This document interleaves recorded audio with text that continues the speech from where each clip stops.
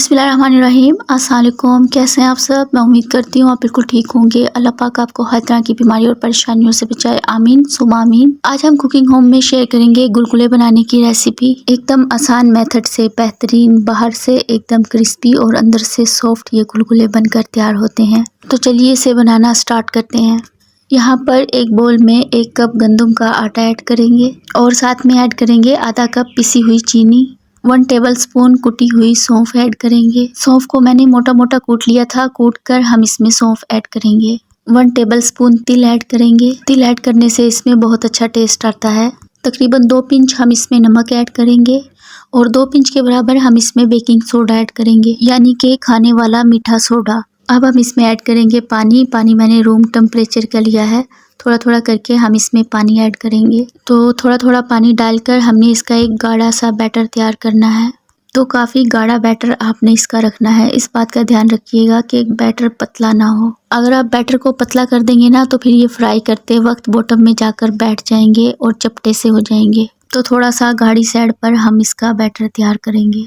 और ये देखिए इस तरह की गाढ़ी कंसिस्टेंसी हमें चाहिए है। 3-4 मिनट हम इसे अच्छे से फेंट लेंगे। इससे क्या होगा कि इसमें एयर फॉर्म होगी, जिससे कि बहुत अच्छा जाल बनेगा।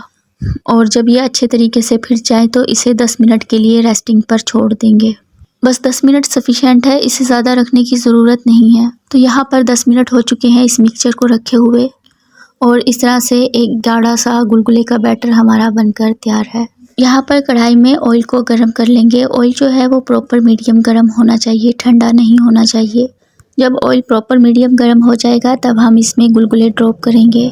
मैं यहाँ पर इसे चम्मच की मदद से ड्रॉप कर रही हूँ, आप चाहें तो हाथ की मदद से भी कर सकते हैं। जिस तरह से हम पकोड़े वगैरह फ्राई करते हैं बस उसी तरह से हमने इनको फ्राई करना है। शुरू में आपने इसको 1 से 1.5 मिनट के लिए टच नहीं करना है। जब ये अपना शेप ले लेंगे तब आप इसकी साइड को चेंज कर लीजिएगा और 4-5 मिनट के लिए मीडियम फ्लेम पर इसकी साइड को बदलते हुए इसे फ्राई कर लीजिएगा। तकरीबन 4 से 5 मिनट लगेंगे अच्छे से अंदर तक इनको कुक होने में। और बस इसी तरह से साइड बदलते रहिएगा क्योंकि हमने इसमें चीनी का इस्तेमाल किया है। अगर आप साइड नहीं बदलेंगे तो ये बहुत जल्दी डार्क हो जाएंगे। साइड बदलते रहेंगे तो आप देखेंगे एकदम परफेक्ट इनमें गोल्डन कलर आ जाएगा। तो तकरीबन 5 मिनट हो गए हैं हमें इनको पकाते हुए। बहुत अच्छा सा इनमें कलर आ चुका है। तो बस अब हमें इनको निकाल लेना है। और इस तरह आप देख सकते हैं बहुत ही ज़बरदस्त हमारे गुलगुले बनकर तैयार हैं।